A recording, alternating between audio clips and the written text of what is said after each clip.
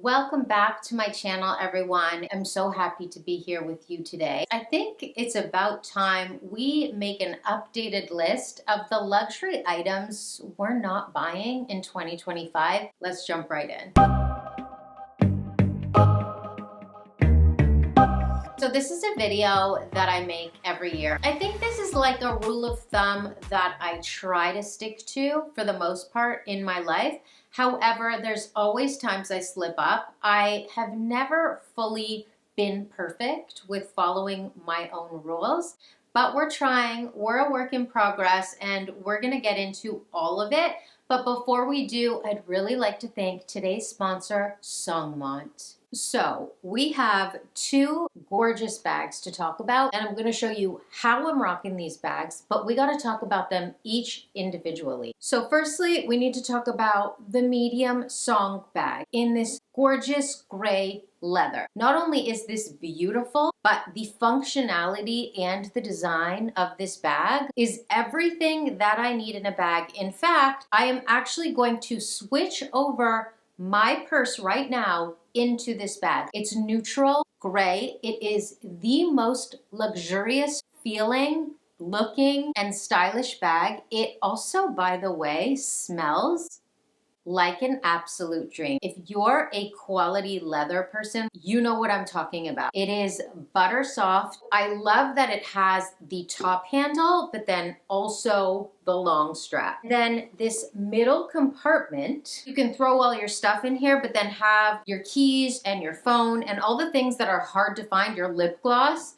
When you're in your car and you're rummaging for your stuff in your purse, it's gonna go in this part, and then you know, okay, my lip gloss is in here. This was not randomly sent to me. I saw this bag and fell in love with it, and I'm like, I know I'm gonna get a lot of wear out of that. This is a matte finish, full grain leather. Like, I have to just, like I said, it's not just the look of it. It's like the functional, practical design. Like, that is what I need. The leather, the grain, the feel. You guys have to feel this. You have to. Listen, if you're in the market for a new bag and you want a stunning bag that's also functional, please get this bag. Oh my, I love it. Oh my God, I truly, truly love it. Next, I have for you this gorgeous Songmont bag in the medium gather set. She's also a stunning baby. The color, so gorgeous. This suede, this is like a cognac rich, like horse and saddle tan vibe. Equestrian in the most stylish way with the dark brown strap. Again, so functional. None of these bags were randomly chosen for me and sent to me. No, I chose these bags because I love them. I knew I wanted a rich brown for my collection because I wear a lot of neutrals. That's why the Songmont Song is the one that I could wear every day, all the time. This is also an everyday bag for me. I knew I needed like a rich brown because I don't have a lot of brown in my wardrobe, and I am so into the rich browns and burgundies, and this is still a neutral, so I can be in all black and still wear this confidently and look stylish. And I love the option of a short strap and a long strap. This is truly beautiful in every way, like the design, the functionality, the style. I love having both styles. These are so perfect for my wardrobe. You will be seeing me wearing these, and make sure to let me know in the comments which of these two bags is your favorite. All right, jumping right into the luxury items I'm not buying in 2025. Number one is gonna go to fad fashion items. Now, I talked about this a couple years ago and I referenced Dolce & Gabbana because Dolce & Gabbana always has like very particular prints of a season, and some of them go viral, a little gangbusters, very popular, and then the next season, it's not that it's over, it's just like very recognizable from the previous season. Well, the same goes for the hot trends that we think we need. We think, oh my God, I'm gonna slay so hard in this. But you know what happens with those pieces? It's like a one-time wear, sometimes two times, and then it's done.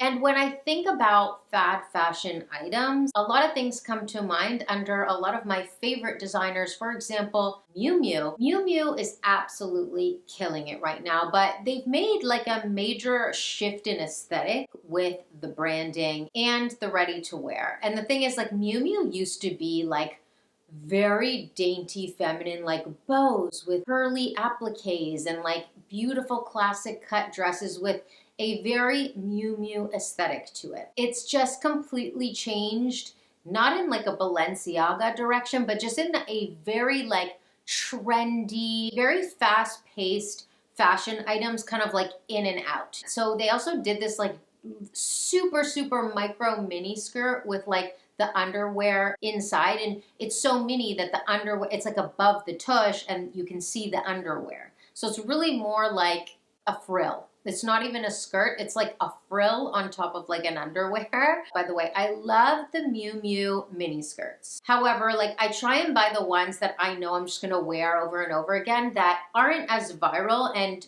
don't get as much attention on the runway and on social media. Same when it comes to Chanel. I love Chanel, but when I'm shopping at Chanel, I'm very discerning in the pieces that I choose because I know every season there are hype pieces. When it comes to any designer, I really buy what I love and not necessarily what's super trending and super popular and hard to get. Sometimes I do want those pieces, but I won't go for them just because they're really popular. A lot of people do that and they like to buy the really hyped items. I'd say stay away. Those things date really quickly and oftentimes you're not gonna wear them more than once or twice. Number 2 is going to go to the hottest shoe of the season, and of course we're gonna be specific. Well, there's been a few that I really can't stand, but the main point here is that I've definitely fallen into this trap. Like, let's go back several seasons ago with the Bottega square toe shoes. Nobody's really wearing them anymore. And again, I always say wear what you love, no matter what, like if it's in fashion or not. If you feel good in it, it is in fashion because you're gonna feel good in it.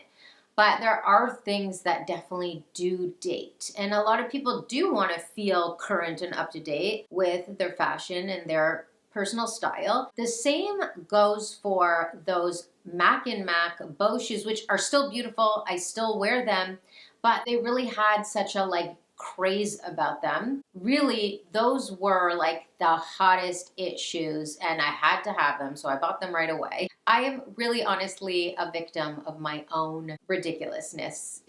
Does that even make sense? No, but I don't always follow my rules, as I said before. Same with the Mina Mawadi. Listen, those shoes are stunning, but they're not so comfortable. So would I have bought 3 pairs of those glass slippers? No. Now the latest ones are those mesh ballerina Mary Janes by the Row, or just the mesh flat shoes in general that look like they were literally $1 by the Row. Alaya and Kate make the Mary Janes, the studded ones. The thing is, they're a fad, you guys. They're not a classic. They're never gonna last for more than a couple seasons. And I really feel like if you're gonna spend $1,500 on a pair of shoes, I mean, CAD, like what, 1,100, 1,200 bucks USD. If you're gonna spend that kind of money, I personally wanna wear it for more than a season or 2. Number 3, the hottest denim craze, and I don't wanna spend a lot of time on this, but I really do have to talk about the barrel balloon jeans. I actually think I was literally one of the first people ever. Like, I'm not trying to like take credit,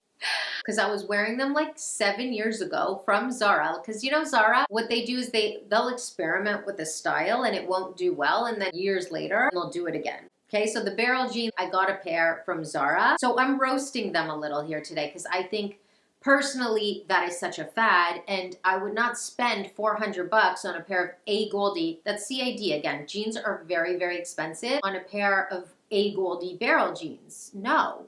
I did spend maybe 40, 50 bucks on a pair of Zara barrel jeans, and they weren't such an exaggerated barrel. I still have them today. They're just like a good barrel. You know what I mean? Like just a bit, kind of just a bit out. I think that like the over the top exaggerated barrel jeans, I don't have necessarily anything negative to say about them because I've seen them look great on a lot of girls.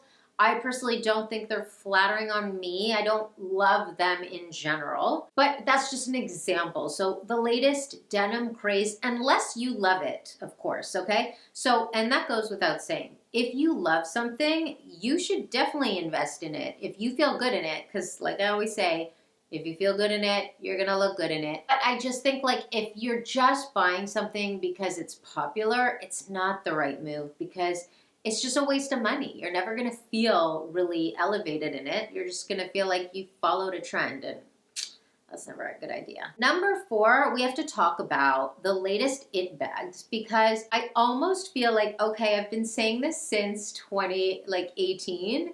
I don't stray, okay? With the handbags, I don't stray. And even the trendy handbags that I've purchased, I don't regret. Maybe that one little Bottega, maybe that one. I still don't regret it, but like all the handbags that I've bought that are, I guess, trendy in the last several years, other than that, I stick with the classics, Hermes and Chanel. Now, within the house of Chanel, there are bags that are not classics, like the Chanel 22. Now, this is exactly my point when I said, if you love it, it doesn't matter if it's trendy. So the Chanel 22, it took me a minute, and there was one bag that I was really in love with. The 22 in the white leather with black stripes on it, and I was just like, oh my God, I need this. I need to go to the south of France and rock this with like some incredible outfit.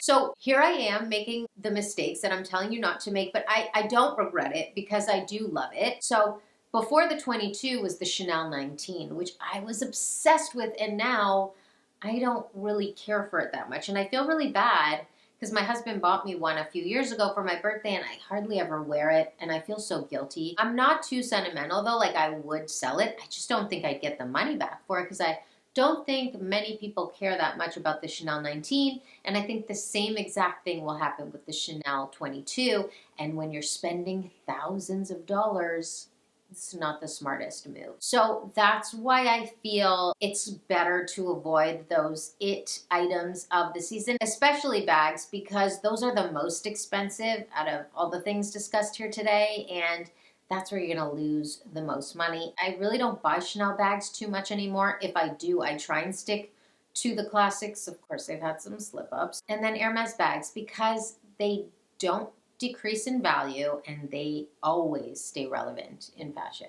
Last for today, number 5, I'm going to give it to the fashion watch because we have talked about this before, but it's a very important reminder that you can absolutely get an entry-level stainless steel, a little bit of an older style Rolex for the same price as a brand new Gucci watch. Yes, you can. People say, no, there's a difference. Even if there is a difference of, let's say, $500 to $1,000, which I actually think you can get older Rolexes for the same price, if not less. Even if there is a bit of a price difference, it makes so much more sense to go for the Rolex or any watch brand that is actually a watch brand that is made to last and not made for fashion. Even if you want to pass it down one day, it's still going to maintain that beauty, that value, and prestige, if that makes sense. Whereas like an old school Gucci watch is definitely going to look dated because I've seen Gucci watches of the past and they look so old school and so dated, and they're not made to last, so they probably won't even be working in a few years from now. I don't know. And there are so many fashion houses that make watches like Dolce & Gabbana, Gucci, Burberry, I'm pretty sure Louis Vuitton, but I'm not really a Louis girl, so I don't know, but I'm pretty sure Louis Vuitton. Obviously, we know Hermes and Chanel. I think if you are going to get a watch from a fashion house, it should be Chanel or Hermes because their watches are actually made very well. However, I try and stick with fine jewelry and watches that are forever pieces that I can hand down to my daughter or my son and that will maintain their value. Sometimes it's the value of a family heirloom and not necessarily a monetary value because diamonds have gone down in value, but they're still meaningful to a lot of people for a lot of different reasons. That kind of wraps up my list. I think this was an important conversation we needed to have because there are so many fashion items that are like shoved down our throat, and like I said, I know I'm a victim, but I have been getting better. I really have. Like, I mean, if we look at these videos from a few years ago, I'm making like a couple slip ups here and there. And at the moment, I have no regrets because these are pieces that I really do love. But I'd love to hear from you, and I'd love for you to let me know if I missed any items. Like, what are the fad items that I didn't mention that were like at the top of your head while you're listening to me speak? Because when I watch other people's videos, I'm like, you didn't talk about this. So like, let me know, because sometimes I'm like, oh, you're so right. These are the ones that I have thought about because they're the ones I see the most. I hope you enjoyed this video. I really enjoyed making it for you, and I cannot wait to see you in my next video. So until next time, bye for now.